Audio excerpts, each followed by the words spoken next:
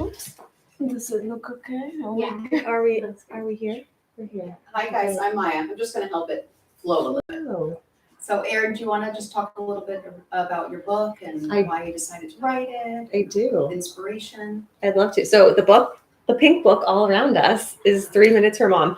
I wrote it because as a mom, as a busy mom, I wanted to everything that I've learned from my education, different trainings, and then being a mom myself. And I felt like we just need something really short and to the point because maybe during COVID, we had time to read like lots of books and take, 5-hour courses. But I really wanted it to be something that you could just read quickly and feel good about who you are as a mom and parenting. And so that's really what it is. It's condensed. It's a daily reader. It's kind of like a little quote and a passage, and then something you can take away, something tangible that you can do each day. And it's stuff that I put in there that I would actually want to do because I don't always have time to meditate or journal. It's things like, text this to someone or, put a reminder in your calendar to do something. It's like more doable things for me. And then in turn, the moms that I work with. So that's the book. I have it on an audiobook because I'm always in my car driving my kids around and I don't always have time. So that's why I wrote it. It's really for the busy mom to feel more connected to themselves, to their kids, and to realize they're doing a whole lot more right than wrong. That's my pitch of why the book's so great. It's very actionable. It is. It's actionable. Really is. I wanted it to feel like I think a lot of books I'll read and I'll feel like, gosh, as a mom, there's so much I have to do that I'm not doing right. And I realized like in my practice with moms that I work with, they're all doing so much more right than wrong. And they focus more on the things that aren't going right. And so I'm like, this book will remind you of the good stuff, but also show you how remembering the good stuff over time compounds and actually helps you in the tough moments. And so that's really what it's all about. Yeah. One of the, I think it's day 80, you talk about eggshell parenting, which is something that Dr. Siggie talks about also, just kind of this thing, I'm very guilty of it too. We're overprotecting, over-solving, over-fixing, jumping in, kind of bubble wrapping our kids.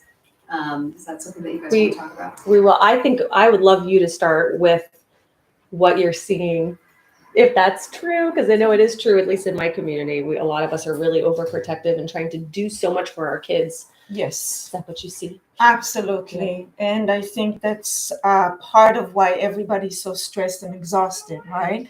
And that even includes children, because the way in which when you bubble wrap someone, they also become hypervigilant of every little thing. It's almost like, we need some scratches and we need to fall and we need to be able to make a mess and learn how to clean it up. These are all really important life skills. And when you live in a bubble, you don't get a chance to do any of it.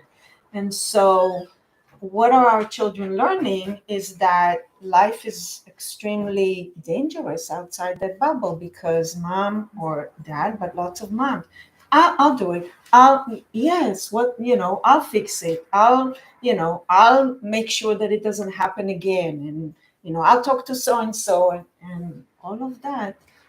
I know with my kids, I've noticed there's a lack of frustration tolerance is what I would say. Like there's times where I feel like, oh my goodness, they're so frustrated by these small things. And I had to take a look at myself and my parenting. And I realized that's because I'm doing what you're doing. And so that page 80, eggshell parenting, is where I'm at in my life as a parent, because I'm always trying to look at myself. This is why I have the book of what I'm doing. And you're so right on that. And of course we all love our children and we never want to see them experience any pain, but it's even the smallest things. Like, someone forgets their backpack and of course I'm going to run and go get it. But after a couple of times, at what point do I let them have the consequence and then say, okay, so now you've learned and you can, the pain of not having your backpack is really not that bad. Maybe they need that lesson to learn to be more responsible. I like that you brought up the word pain. Of course, we don't want to see our children in pain, but we've lost, in a way, some perspective and proportion what pain is. Mhm. And I think that's what you mean. It's almost Right. like, Right. I said that was pain. It's yes, clearly not pain, but it's or even right. Anything is a struggle. Mhm. While actually a lot of things are a challenge, and they're supposed to be challenging. How do we flex our muscles if something isn't there to give us a feedback? Right? We can't, I can't just punch air and somehow my muscles are going to grow stronger. There's got to be something that pushes back. Mhm. And that's what a challenge or any kind of challenge of life is. You got to learn to figure things out, how to push back, how to be determined, how to motivate yourself, how to navigate, problem solve.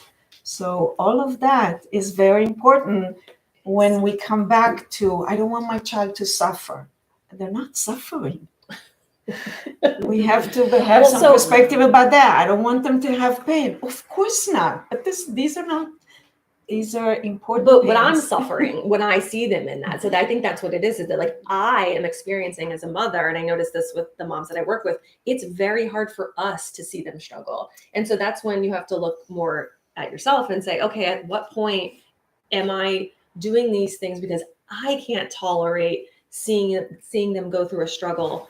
And because of that, of course, we do that unknowingly. We're not trying to save them so that they don't get skills. It's just that we're experiencing discomfort watching them struggle. And I think that's a really huge moment for me when I notice, oh my gosh, it's just that I can't handle their crying right now, or I can't handle them being frustrated. I have to learn how to handle those emotions so that they can. Very true. And also the loss of perspective for us when it comes to watching them struggle, being challenged. We've become so sensitive to what we think trauma is. Yes. Right. And everything everything is trauma, and everything it's lifelong damage. And it's not. Because one of the ways in which humans actually navigate life is by overcoming challenges, is by compensating and learning to actually problem solve, not just face problems. And so back to that, when you are as a mom, have these words run through your mind. My child, is going to feel abandoned, rejected, traumatized, damaged for life. Yeah. I mean, there's no perspective there. I mean, whoa! Not that I want any of our kids to have trauma, but the distance between what they're actually experiencing and trauma is humongous. So we have to pay attention to ourselves and be very mindful. You're absolutely right. And it's this book that allows mothers to look at themselves, slow down, pace their own traumatic experiences or emotionality, how big their emotions are, right? Kind of pace that, tone it down. And it doesn't mean you're being dismissive of your children. Oh, that doesn't matter. Oh, nothing happened. Oh, don't worry about it. It doesn't mean any of that. We're not looking to be dismissive. We're looking to actually be calm and confident. Yeah, I can see this is hard. No, I don't like it either. But yeah, I don't want to say, well, that's just the way it is. I do want to say it in a different voice and, like agenda. Yeah, that's just the way it is. I'm sorry. And I was just talking with Maya about this too. It's almost like the generation of parents, like specifically, it's more like millennial parents that I've noticed. We're so like hyper aware of like our own childhoods now. And so the pendulum kind of swings a little too far, and we're so overly concerned about every little thing, like everything is trauma. And I think unintentionally so, I think a lot of things, especially because of social media, there's like a fear mongering parents. It's like, if you tell your child good job too much, I heard this once, that they're gonna think that they're so great. I'm like, that's when I got to the point where I was like, we don't need to keep picking every little thing. We just need to show up as parents who understand themselves more, so then we can understand our kids more, right? And we can be more connected to our own emotions and understand that it's normal to be frustrated sometimes. It's normal to be sad. These are all healthy human emotions. Then when we see them in our children, we're going to know that that's okay. I always say it's like the waves of the ocean, in and out. Sometimes it's a really big wave and it crashes and knocks you out. Typically at bedtime with my daughter, that's when, that wave comes for her and her emotions. But I know that it goes back again, and I know that she'll be okay and that I'll be okay too. And so if we can just kind of pause in those moments when we realize that we're taking the moment a little too seriously, or ourselves as parents a little too seriously, then we could take that breath and then sort of or read a book, of course, any book, maybe this book, and you can really just notice it's just a moment in time. It's not trauma in this moment. Right. And a lot of it is repairable, and sometimes it's even important that you have these kind of little dramatic moments or even broken pieces where you can learn from. Again, it's not about promising we'll never do this again. It's not about looking back and saying, okay, so next time. It's actually just about learning from the entire experience. I wonder what was going on. I wonder what we can learn from it. I wonder what we will retain. It's not going to happen exactly the same next time, but the information that we have actually makes us feel more confident. Not necessarily that we know how to fix every problem, but that we have the tools to at least face the problem. And that already feels much more calming, right? 100%. I think there's a one chapter I put in the book or a page in the book that I'm like, the next time you make a mistake and you feel terrible, you can just say to yourself, this is the perfect opportunity to model what it's like to be human, and say, I made a mistake. I don't like how I handled it, and I'm going to try again. I'm going to try it better next time. And that's it. We don't have to drag ourselves through the mud. We don't have to act like it's the biggest deal in the world. It's this is actually a great opportunity to show our children how to be human, which is important, because I think we try to be perfect parents all the time, and that just never works for me personally. Yes. Probably anybody. Yeah. Wonderful. Perfect parent equals guilt. Mm. Let's talk about that, right? Everyone is feeling guilty as a parent, basically, right? Because we're striving to know it all and do it all, and Instagram and saying the right thing and not saying good job, and all these things. Saying too much good job. Exactly. Whatever it is that we do, it's not what. Yeah. I know. I think I did a poll the other day on my Instagram, and I asked how many of you find yourself comparing yourself to other parents. And it was a very high percentage, 85, 90%. And I found that interesting, because you compare yourself to another parent in a moment that you maybe see. You might see a parent that looks like she has it all together, or maybe her child was really polite in that moment, but we don't see a parent or their children in their day-to-day life. And so it's just so important to know that it's we know that, I'm saying that now, no one has a perfect child or parenting situation, but does it feel like that when you have the kid crying in the corner, not wanting to leave the party, and every other child saying, yes, please, no, thank you. You're just great, They take turns. They do. They do. Yes. They take turns. Just so you know, the next time it will be someone else's child. I used to get the, parents telling me, it was a nightmare. We went to a restaurant. My kid is screaming. All the other ones are sitting there perfectly. I'm like, I had each and every one of these parents complain to me about the exact same thing. So somehow that day, your child was misbehaving and theirs were not. But we all know that, they all do that, right? Very few kids will actually sit through every restaurant quietly, politely, calmly. They all have their moments, so they do take turns. So back to the parenting part of that too, and I talk about this a lot with the moms that I work with, and I've experienced it too, is feeling super embarrassed around other parents when your child has a behavior that is maybe not appropriate or is just emotional. And that's a huge shift point. The moment when you notice that you're more aware of the eyes looking at you instead of the little eyes looking up at you, you can really change the whole dynamic with your child. Because I know when I'm parenting from a place of worry about others, I'm not going to show up how I want to show up. But if I'm parenting from a place of oh wait, it's a moment in time, and my child's probably overstimulated or has had too much sugar or whatever it might be, to bring myself back down to this, not about me. This is about a child with emotions, and we all have them too. That's been huge. And so it's just it's just the the judgment, the feeling like everyone else is perfect. And I think the more we can tap into what our child, and you can obviously chime in on this, but for me, the more I can tap into what my child's feeling in the moment, the less I feel like it's a personal situation to me and more like, oh, you're upset you didn't get to sit with your friend at the party, or oh, you're mad that you don't have a phone yet and everyone else does, or oh, you're mad that your curfew is so much, earlier than your friends that don't have curfews. Like it goes to every level in childhood and tweenhood and teenage years. So it's difficult, but again, bringing it back to relating to your kids and your own emotions will always help you take it down a notch.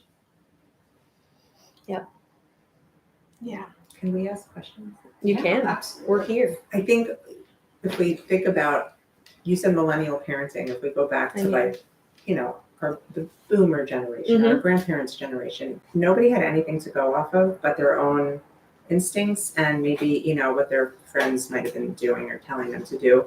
I feel like the whole point of motherhood is to trust yourself and connect with your child and give them what you innately feel they need, but like we've lost sight of that. So what would be a tip to help a mom get clear on what her instincts are versus what parenting style is trending that week? Oh, I know. So many. There was like a new one I heard, like panda parenting. I was like, oh, all right. There's like like there's a lot. tornado, landscape, lawnmower, I don't know. Helicopter. Oh, yeah. Helicopter. Oh, my son told me that the other day. He's like, you're being a helicopter mom. I'm like, oh, you know what that is? I was just telling him to get off of his little screen that he had. I always tell parents too, like my question that's helped guide me back is if you feel like you're so uncertain about what you're doing in parenting, ask yourself this question: do I have my child's best interest at heart? And if you answer yes, which we're all going to answer yes, it's going to remind you that you have that. Like you have to always start from there because there's a lot of noise. It's very overwhelming to hear all the different parenting advice out there, which I try to really not give advice. I really try to teach you to look inside of yourself for it. So answering that question will kind of give you that foundation to then build from there. And then the other thing I usually ask is, well, what's one thing in your life you are most confident about? And usually parents say that I love my kids, and so it's those two things that's like, hey, that is enough in that moment. And you might not know what to do right now, but you will if you go back to that, knowing that you have your child's best interest at heart. Does that answer your question? Thank you. Okay. No, I think it's But it hard is a because- jungle out there. You're Yeah. absolutely Yeah, and right. you always say that it's only hard if you're doing it right. Mm-hmm. And I think it's counterproductive because like, I don't know about anybody else, but I'm parenting from a place of like, what is my child going to say in therapy about me one day? Yeah. And it's so hard to get out of that mindset and just Yeah, I know. give your child what they need in that moment. So true. Yeah. And maybe you can even reframe that. If one day my child actually talks in therapy, it's not a bad thing. Right. No, obviously. Right? Right. Because Yeah. obviously we are there. But you were absolutely right, that fear. So a lot of times our parenting is driven by fear. Oh my goodness. Right? I know. Yes. You mentioned the backpack story, and I I wonder think because Erin- I have a first grader, and like he's left his backpack before, his water bottle. I've always rushed back to take it back to school, and I don't know about the other. Yes, they're all. Yeah, I don't know about the other moms, but I also feel fear that like the teacher is going to judge him and that it falls on me. So like, at what point is it the parent's problem, and at what point is that problem like the ownership of the child? Yeah. Well, you did just say, is the parent going to judge? I mean, is the teacher going to judge him? But I think you think No, the might- teacher's Like, I going to think the judge teacher's you. gonna The say, well, parent. you're like 6 or 7, so like it must be your mom's fault. Right. Like what kind of home? Yeah. you What, from? what are your yeah. values? Like, you how don't have come a your mom backpack. forgot? Yeah. Right. Like we have anxiety about getting to school on time. We've never been late because one teacher was like really strict about it. And I've seen other kids get in trouble because they're late. But is that like, where do you draw the line between like who owns the problem? It's a very, very good question. I think it's progressive. It's not one, you can't just rely on the judgment from the teacher and therefore you're always going to fix it for your child. You also have to be sure that really the teacher will actually judge you. And if you fear that, maybe you want to check with her, because a lot of times we make assumptions. Again, we are driven a lot of times by fear, and therefore our actions are to cover up, the tracks, right? So people don't catch us doing the wrong thing. We're very afraid of that. So what if I am actually not sure? Maybe why not check with my teacher? And let's go back to, do I want to teach my child a skill? Right. And it's not about punishing them. It's not about exposing them in front of their classmates or the teacher and to shame or guilt them, right? It's about them learning a skill. So maybe let me go back to that. That's the core. That's, by the way, instincts. As a parent, I'm supposed to teach my children skills for life.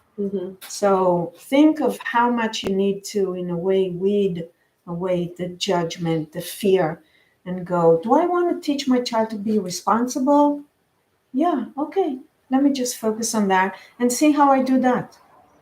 And then from the parent, I was just going to follow up to this though. From the parenting and the mother perspective, is like a lot of times you're going decades already ahead in your mind. Oh, well, are they not going to get into college because the teacher knows he's a bad kid because he didn't get his backpack, right? Likely your child is not going to show up to his job or her job without the proper, tools. But that's where we go because we're motivated by fear a lot. And so if you can tap into, okay, well, I want to be motivated by the love and the trust. It's really that you probably want a skill built for him or her. You want them to feel, that they can handle small tasks at a time. But at the same token, 6 and 7, I mean, come on, sometimes they don't put their shoes on. They don't even know, they'll get in the car. I actually had a child show up in my car. I thought we had everything. They go to the other car. Where's my shoes, Mom? At home. No shoes, So I think it's good always to tap in like what she's saying. So I'm sorry. You guys brought up this backpack situation. I know. I'm so sorry. About the backpack. About the backpack. It happens all the time, yeah. Sometimes I'm afraid that this is going to backfire on my kids and that they're learning we don't really have to follow the rules. We didn't bring our backpack and it turned out okay. And it's also a good skill, but sometimes with other examples that I'm just let them get tough and realize they didn't bring their backpack. They're like, oh yeah, I didn't bring my backpack and it was fine. So let's not bring our backpack anywhere anymore. And I don't know, how do you draw the line there on you're teaching maybe a different skill that's kind of backfiring on we're teaching them it's okay to break the rules. It's okay, you don't have to do this or that. It's is that okay also? What age child are you speaking First about? grader Okay, so also. first grader. So young. Yeah, They're no, so young, but my kids now are breaking all these rules. They're oh, they said you can run in school. I'm isn't someone else gonna get mad at you for doing so and so? So I think it's important you're mentioning it's at school, right? So when you're at home, that's what's in your control. When they're at school, they're going to receive feedback from students, teachers. There's going to be consequences, and so that's a different topic if the school is not enforcing the homework or whatever it may be. But I think it's important to know that trust also them being at school, because a lot of parents come to me and say, well, they're wonderful at school. I never hear a peep. And then they come home and they don't listen to any rule, yet they get student of the week stars. And right, of course, I think that happens often. But, if the school isn't saying anything to you and they're finding these loopholes, listen, I'm not saying that, it's a good thing to always find loopholes, but hey, they sound like they might be successful kids if they realize that they can make their way around certain things. But it sounds like it's you're concerned about what it's going to do to them versus them coming home and saying, Mom, I got in trouble again, or oh, Mom, I'm not learning what I should. There's no doesn't sound like there's any worry coming from them. They're just happy as could be right now. So happy. But one day their teacher will probably say something to them, and that's when they're going to be like, okay, Mom, I got to get my backpack in the morning. And you're just like, okay, how do you want to remember that? Do you want me to give you one reminder? Do you want to post it? Should we print out a picture of you with your backpack on the door? I mean, anything really. I like that. But Here's another take, because we talk about the backpack, right? And it seems as if that's about the backpack. Maybe it's not, or rules in general. One of the conversations you want to have with your kids when they're sort of that doesn't matter. And this is, what is this rule about? Oh, no running in the hallways. It's a stupid rule. Nobody cares. I'm like, talk to them about what does it mean? Why do you think they came up with that rule? Why is this rule even there? Because you see, when we try to teach our children just literal or verbatim, right, to just follow, they're very savvy. We want them actually to be thinkers, ask questions. The loopholes are very important for life, by the way. I'm not saying you need to have them all the time, but we do need to be sometimes creative in life as well. That's where the loopholes come handy. But conversations about the things that seem to just be that way, where they want to actually an understanding. And I'm not saying like, well, rules need to be followed, or, well, this is just the way it is, or that. I mean, I'm not saying let's lecture them. So let's have a conversation. Why do you think this rule? What is this rule about? Why did they come up with it? Who came up with that? There's always they, right? The people out there, yeah, they don't know. Yeah, who are they? There's some, committee sits somewhere and decides. Maybe there is. And what is it about? And giving children perspective, because they come from their own point of view, which is extremely egocentric, giving them a little bit of perspective. The rules, you're absolutely right. They don't always make fully sense to you, but it's not just you. So do you think they can maybe make sense because there's more of you? Let's think about it if we didn't have this particular rule. And again, I think it's important to make sure that we don't just lecture. I come with all the knowledge and I know what my agenda is and what I want to tell my child. I want to have a conversation where they're included in the thinking, the process of thinking, so they can also have an insight, not just literally listen to us, because we all know that they actually don't. No. Question. I'm Claudia, and I think this is so interesting. I was a school teacher for 20 years, and for 10 years, and for 20 years now, I teach yoga, private yoga to children and adults. So what I used to do in the classroom is, and also at the end of yoga, when they're little kids, we would always read and tie it all together. So I would kind of go through the back door a lot with it, through books a lot, and without like using the head of like, you didn't do this and you did that. Instead of like, it just keeps coming to mind where there was a child in our group and he was very demonstrative and in love with this little girl. And he was like 7 years old and just like crowding in her space. And she was petrified to come to school. And there was a whole big thing. So we'd have to sit down with the parents. And so I found a book, and it was very Waldorf. And I taught in a public school, but I would tie in a lot of Waldorf. Mm-hmm. And it was like this little boy looking at the stars, and he would just grab a star. And then he looked at it and it was dull. It didn't shine, and he kept doing it. And so that book really showed that, like, when you put the star in his place or her place, it shines and it's so beautiful to look at from a distance. Mm-hmm. But when you grab it so close all the time, it's not in its, shine and glory.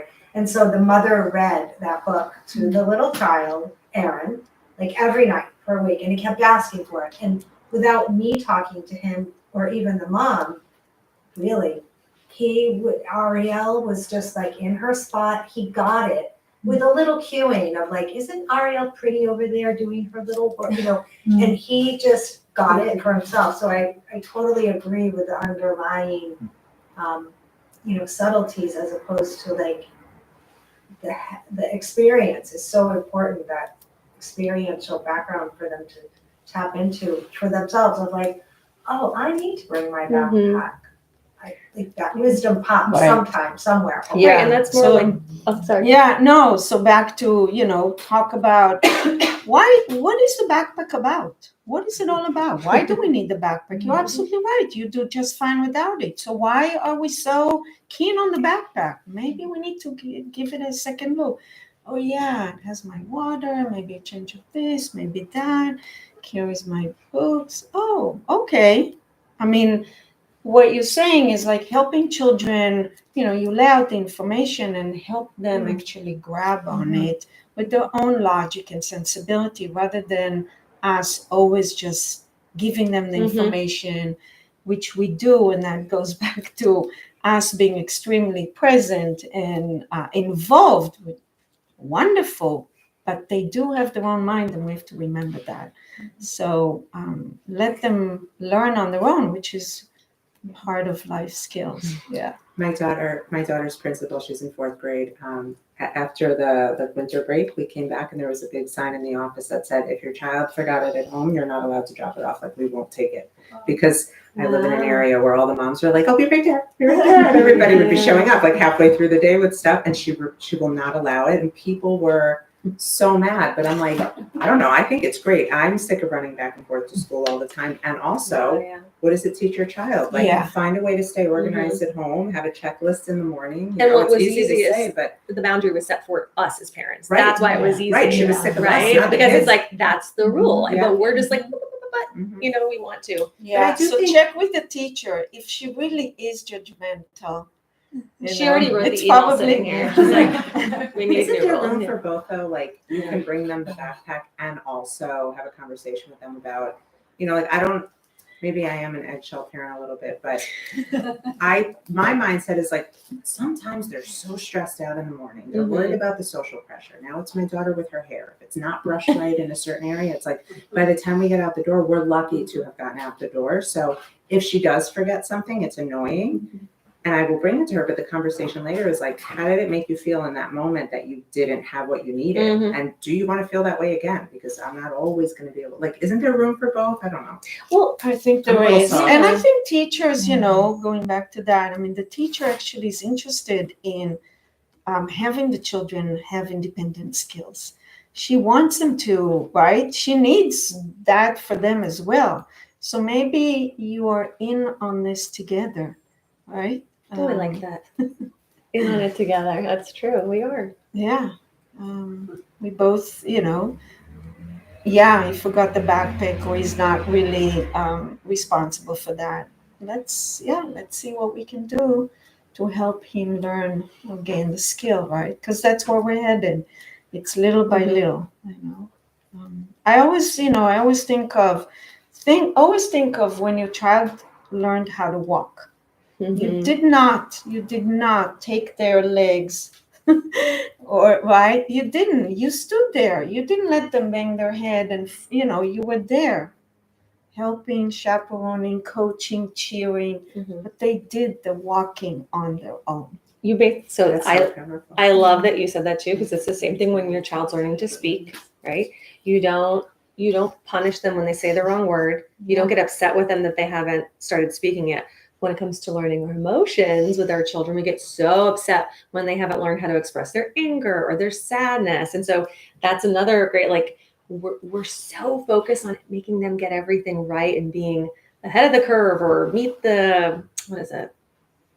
Milestone, and of course, like, for good reason, we want our kids to be healthy, but it's wild how much we want to make it all happen for them instead of trusting that it's going to happen for them. It will happen for them. We're just their guides. We're there to, we're sort of giving them the blueprint, but then they're still going to build the way they want. Yeah.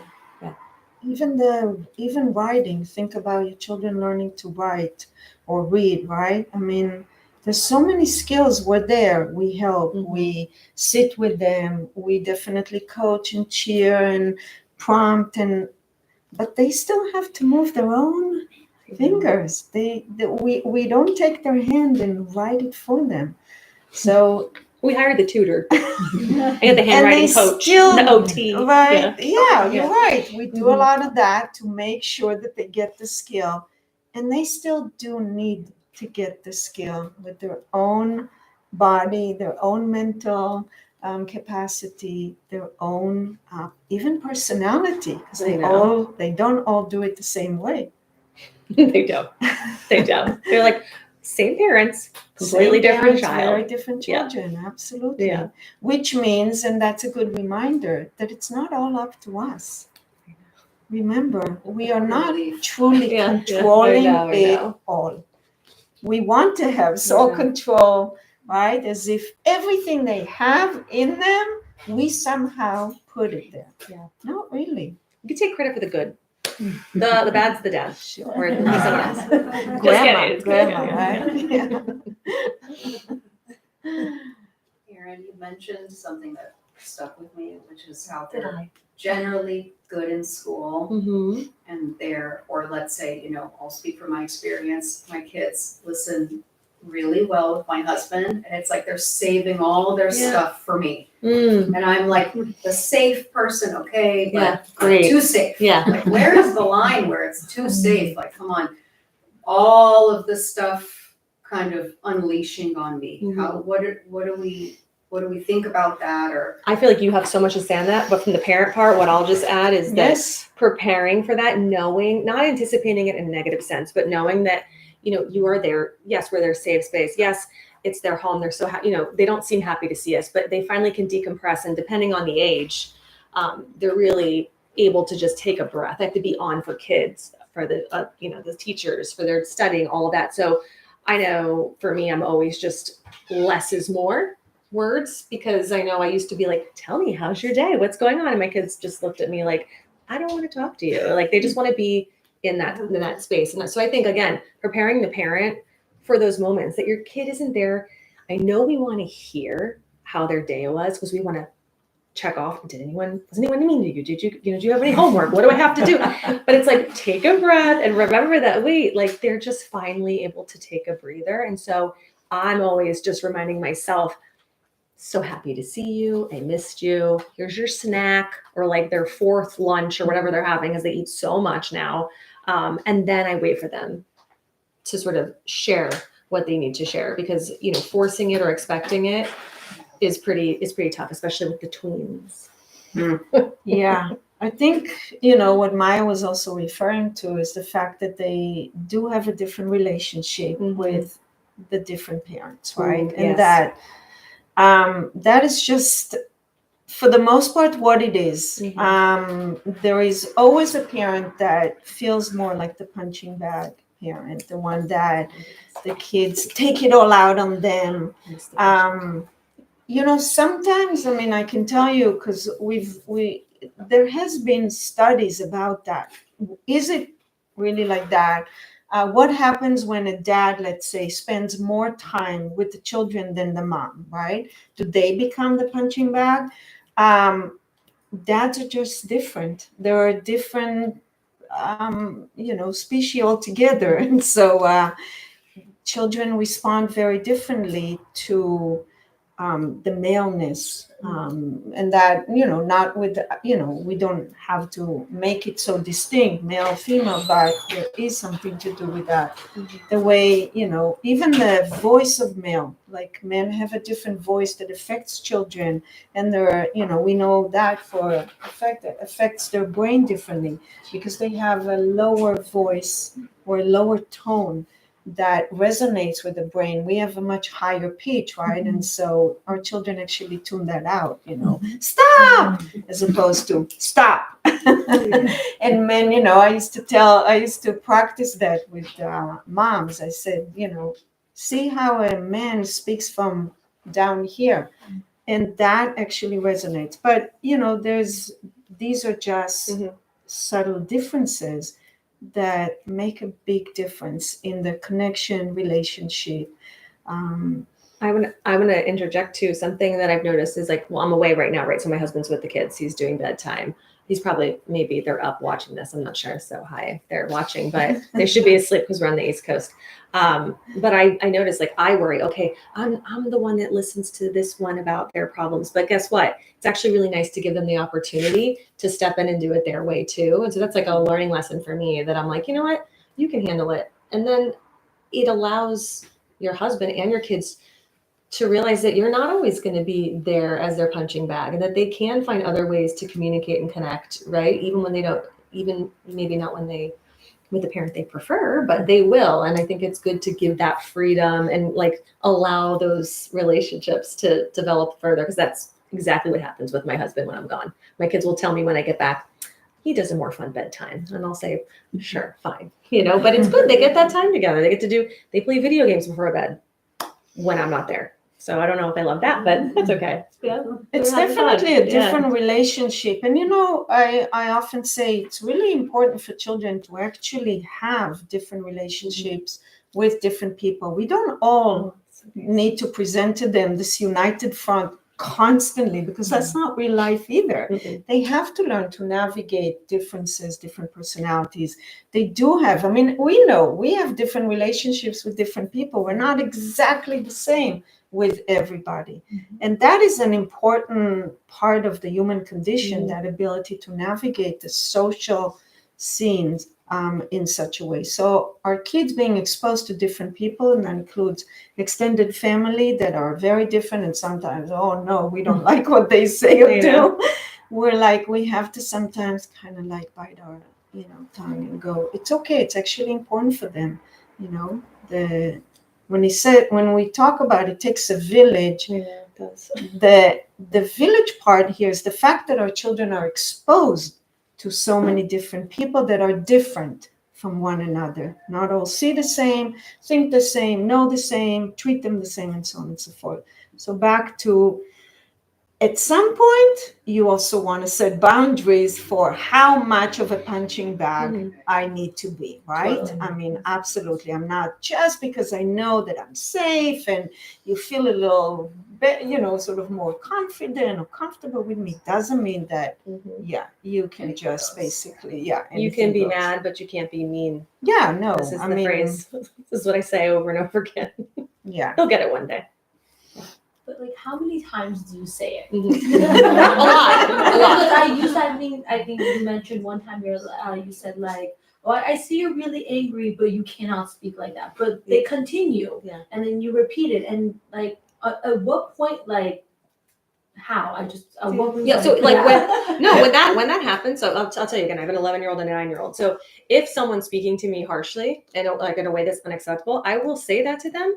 I'll maybe say it twice, and then I remove myself at that age. I know it's different for other kids. At that age, I'm like, we can discuss this when you calm down, when you're okay. I'm not gonna calm down. They keep going, but guess what? They will. It's us. It's us riding the wave, because what happens is we're telling them not to be mean and maybe not to get angry. We know they can get angry, but what happens inside? Our blood is boiling. We start to get upset, and then we model the very behavior we do not want them to have. And so that's where it comes back to us. If you start to feel your blood boiling, which I feel often, because this is a human experience to get upset by your tiny humans not listening to you, I know that this is not the time for me to engage with my child. Their frontal lobes aren't even developed, but that's completely offline. I'm offline too, and I know I need to revisit it later. Now, of course, if it's like an immediate danger situation, like they're running into the street, that doesn't apply. But typically in this age range, it's stepping back, it's a pause, it's whatever it is that's going to distance you from a reaction and instead allow you to respond as your higher self mother instead of the lower self mother, which is the one that comes out when you are on the defense, when you're reactive, when you're feeling like you want to fight back.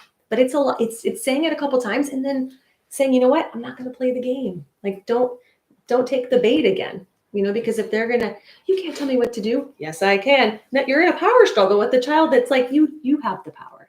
But when you go back and forth with that, that's when you lose your cool and it's really a lose-lose situation, at least for me. Yeah. Yeah. You also, when you say, remember, you don't actually have to say the same thing over and over again. We are talking to intelligent human beings. Your child did not forget what you just said. They are not following. So now you have to actually do something about that. I know you hear my words, but you're still not doing it. So, and now you have to actually practice, your confidence and your authority, and less is more. So start saying less words, way less words, and kind of go, I know you know what I said. Go ahead. And the thing is this, you don't actually want to ask your children to calm down. You want to say, you don't have to calm down. Oh, but you cannot talk to me this way. Yeah, whether you're calm or not. No, you can't. So take your time to calm yourself down if you actually want to, and no matter what, no talking to me this way. So it's not just that I repeat the same thing over and over again as if they didn't understand the instructions. I have to almost like have a conversation that really pertains to what is happening right then and there with them. My child did not hear me or not understand me. My child just doesn't want to comply right now. So I still have to do something about that. I can see it's hard for you to actually not do that. Keep trying. You can do it. You can do it. So do you see that I tweak it a little bit and I don't just repeat the same thing over and over again. I always use I love visuals. So for me, I always say it's like your child's taking their frustration, their anger, their emotions, and they're turning it into a little ball or a big ball. It's like they're throwing it at you, and you have two choices. You can hit the ball back with the same level of energy and meet them at that like level of frustration, which is then it's just a terrible match. Or you can catch it and drop it, and catching it and dropping it is saying, no, I'm not going to meet you where you're at. I'm going to allow, say it in her nice voice. I wish we could all just play it to our kids. It's like Dr. Siggie says, take your time. And yeah, the calm down thing, like if my husband or my friend told me to calm down when I was upset, no, like absolutely not. So it's not that's never going to make anyone calm down, but it is lovely to acknowledge like, hey, you're having a hard time, or okay, let's talk about it later. Less is more always, especially in the in those years. situations, less is more. And a lot of it has to do with you restraining yourself and remaining, I know it's hard to remain calm. I'm not just saying, No, I know like, you're not. No, yeah. Of course not. I'm just saying we say that. We say calm down, and I think we want to calm down. Yes, exactly. Yeah. We need to somehow make ourselves not necessarily calm, but feel confident right then and there that this is a challenging situation. I can face it. I can do it. I got this. I'm not giving up. But I also have to be thoughtful. I do have to think. I can't just repeat something, over and over again, expecting my child to comply when their resistance is not about not hearing me or not understanding the command, right? It's kind of like with the backpack. It's not about, are they, oh, I don't need the backpack. Okay. Yeah. If you don't need the backpack, that's actually fine. We can be creative in life. It's, you don't need to take the backpack if you really don't, but let's talk about the back. What is a backpack for? Is it, I have a question for you too. So like, would you say like people say this to me all the time? Well, how come they only listen when I yell? And it's because, well, once you've raised your voice, they know you mean business. And so what if we said something once or twice and that was all they got? Is that possible? Like to say it, like, do you see that happening? Can Yes. you say it once or twice and they listen? So remember that your children are, when we say they're not listening to me, we truly do deceive ourselves. We think that they don't hear the command, they don't understand it, somehow they didn't, what does it mean not listening? It's really not complying. Yes, it's not that's cooperating. Yeah. So I need, because me saying it over and over again is kind of me thinking they didn't hear me. That's not true. Your child watching whatever or playing the game, they're just ignoring and they're doing this on purpose. Ooh, that's a big one. So say something about that. Don't deceive yourself. Don't fool yourself to just think, I said now, and now you're raising your voice. Now here's another thing. Your children do get to know you very well. They know, okay, she said it once, she said it twice, she's going to say it again. It's fine. I can can continue to play. She's going to, and then she'll yell, fine, okay, then I'll do it. I mean, it's kind of like a little bit of a game for them. Yeah. So the thing is, you can keep that system going. It's not the end of the world. But if you don't want that, you have to think of other ways, You know what it is that they need to do, and you say that. Now, no remote control parenting, right? I said that. Start walking towards, get their attention. I know you can hear me, sweetie. Come Two senses. You can do it. I always you can say. Do it. And they're like, I know. I'm right here. Yeah. So apply and employ other things. Teachers know that, right? Teachers learn these kind of skills to have very different modalities and different tactics to approach different children. Body language, close proximity, voice intonation, eye contact, even the fact that they smell us right there is a tactic. So learn to apply some of that, not just 5 more minutes, turn it off. I told you to turn it off. And then you're thinking they're not listening, like they don't hear me. No, they don't comply because they are independent thinkers. They are trying to avoid the system as much as possible, or in a way make the system work for them because they're very egocentric. So when you know that, you're not angry at that. See, when you fool yourself, why is he not listening? Yeah, why would he listen? He doesn't like the system. And I get that. And that's not the point. My point is not to make him listen. My point is to actually teach him to be functional. Ooh, I like that. Yeah. So how do I teach functionality? When it's time to turn off whatever, time to wash hands, this is functioning in life. This is not about listening to me. These are skills and tools that my child need. I am the coach here. See, it's not about me, it's about them. The phrase that runs in my head all the time, and I tell my clients, is it is a parent's job to hold boundaries and it's a child's job to test them. And that's it. That's the job description. It's like, we're always here holding those boundaries and they're always going to be testing them. That is just the way it goes. And it's not, another one I say, it's not personal, it's developmental. This is what is supposed to happen. If we do that, it helps us deactivate that defensiveness that you show up and you feel like, don't you care about everything I do for you? What? No, they just want to watch more TV. They're not thinking about everything you've ever fed them or bought them. It's not how they think, but we take it so personally. And that's really what makes us show up in not so nice ways as parents. So if you can just, I love what did you, I know I already forgot it. I had to write it down. I don't know, I forgot it also. It was so good, I just want to say this. It lives here now. Take out that they're not listening to me from It's not your, personal. yes, take it out, and even to them and to yourself. My child's not listening to me is a way for me to actually not understand the situation. And therefore, I don't apply the right tools. And so my child is not cooperating, not complying, we're not working together. And these are the things that you can say. Think about job training or anything, right? Teamwork. That's functionality. We're not making it about us. We are helping them learn to function in this world, and we do want them to be independent thinkers. This is part of, by the way, our culture. Yeah. We are part of the culture that likes independent thinkers, that wants individuals, that celebrates individuality, all within some, structure of system still.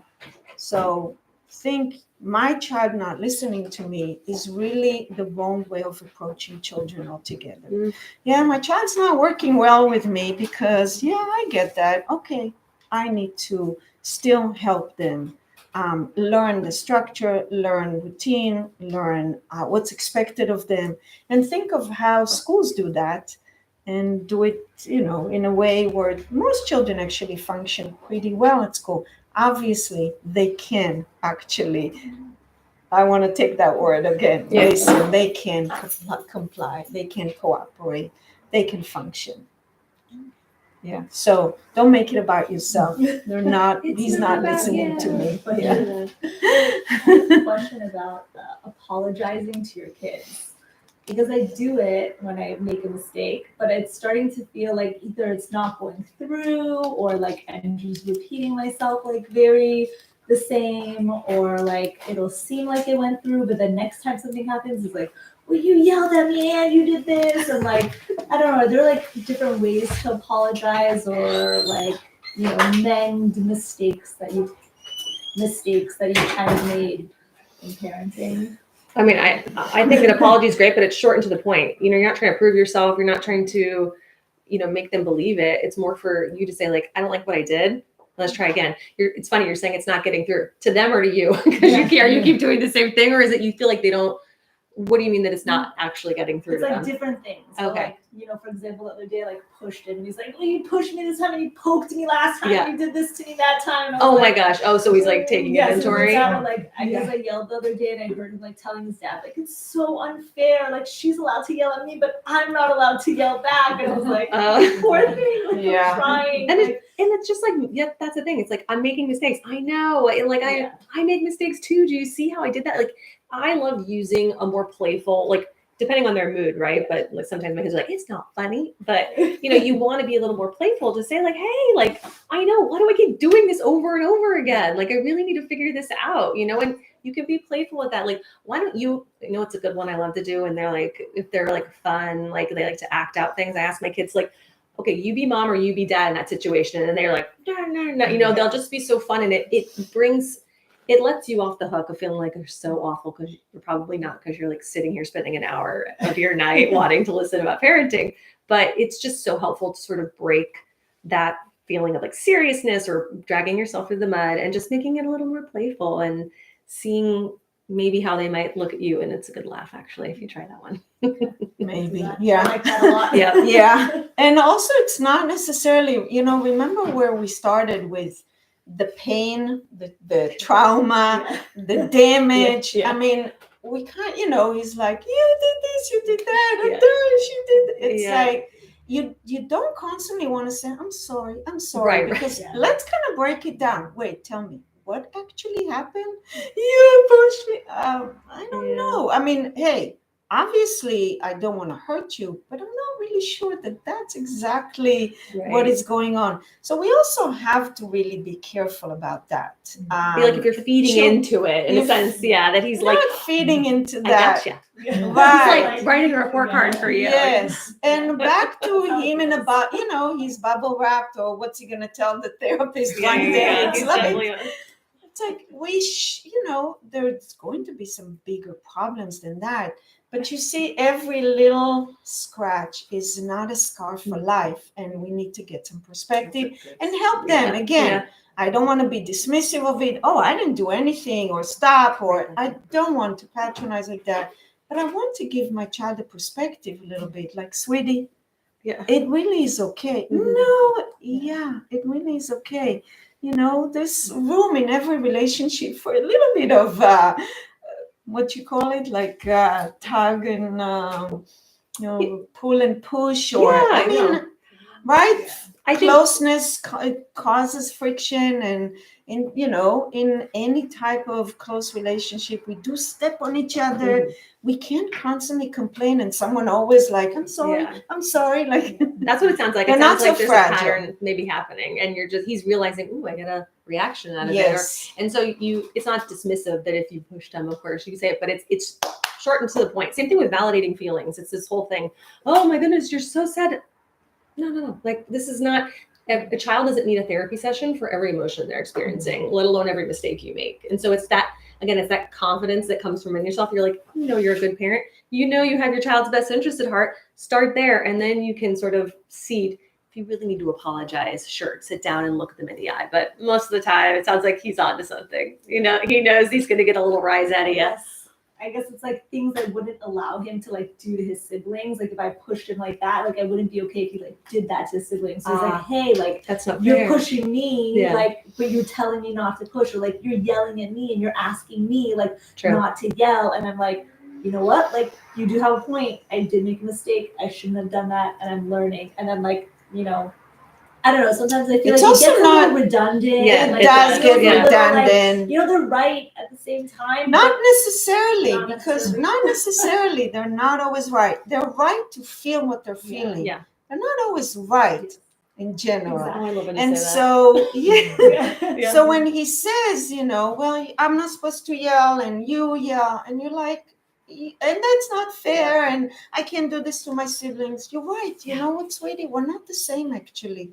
We're not.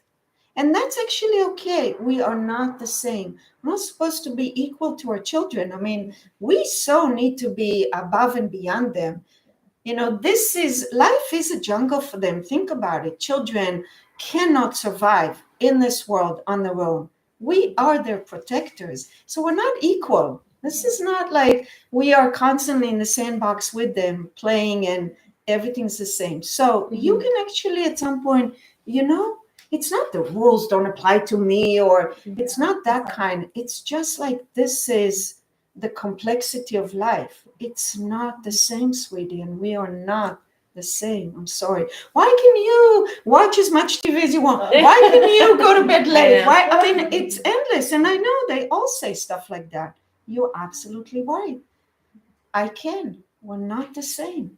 Mhm. That's just, yeah. Now we can have a conversation about it sometimes. We are not the same. You're a child, I'm a grown up.